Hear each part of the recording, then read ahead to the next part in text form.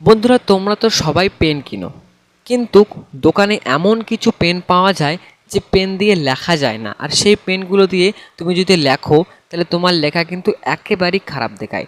তাই আজকের এই ভিডিওতে আমরা আলোচনা করব যে তুমি পেন কেনার সময় কোন কোন বিষয়গুলি লক্ষ্য রাখবে এবং তোমার জন্য কোন পেনটা সবথেকে বেশি ভালো হবে। তো চলো শুরু করা যাক। বন্ধুরা, পেন কেনার সময় কোনো দিনও বেশি দামিও পেন কিনবে না, আবার কখনো কম দামিও পেন কিনবে না। কারণ বেশি দামি তুমি যদি পেন কিনে ফেলো তাহলে কিন্তু সেখানে এক্সট্রা কিছু ফালতু বেনিফিট থাকে এবং সেই পেনটা কিন্তু অনেক ভারী হয়। এবার তুমি যদি খুবই কম দামি পেন কিনো তাহলে কিন্তু তোমার লেখার সময় খুবই প্রবলেম হবে, কালি শেষ হয়ে যাবে খুব দ্রুত এবং তোমার সে কারণে কিন্তু তোমার সমস্যাও হতে পারে। তাই বেশি দামিও কিনবে না, বেশি কম দামিও কিনবে না। আমি তোমাদেরকে বলবো যে 5 টাকার যে পেনগুলো পাওয়া যায় সেই পেনগুলো কিন্তু সবারই কাছে কিন্তু বেস্ট লাগে।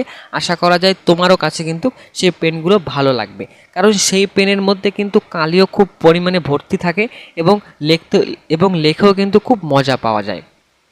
বন্ধুরা, এখন তুমি কোন কোম্পানির পেন ইউজ করো, কোন কোয়ালিটির পেন ইউজ করো, এটা তো আমার পক্ষে বলা সম্ভব নয়।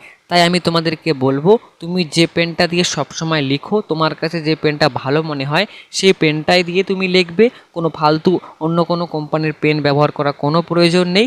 তবে চেষ্টা করবে, আমি যে সাজেস্টটা তোমাদের দিলাম যে মিডিয়াম কোয়ালিটির মিডিয়াম দামে তুমি পেন ইউজ করবে। বেশি অনেকেই আছে বেশি দামি পেন ইউজ করে এবং তাদের হাতের লেখা খুবই খারাপ হয়।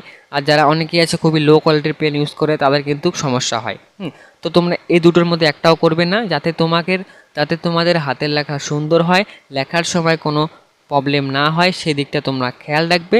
এতে তুমি যে কোনো কোম্পানির পেন ইউজ করতে পারো, কোনো সমস্যা নাই। তোমার কাছে যে পেনটাই ভালো লাগবে তুমি সেই পেনটাই ইউজ করবে। আশা করা যায় তোমরা বুঝতে পেরেছো। আজকের এই ভিডিওটা দেখে তোমার যদি একটু হলেও উপকার হয় তো প্লিজ লাইক দিয়ে চ্যানেলটাকে সাবস্ক্রাইব করে দিও। তো চলো আজকে টাটা, বাই বাই, নেক্সট পর ওয়াচিং।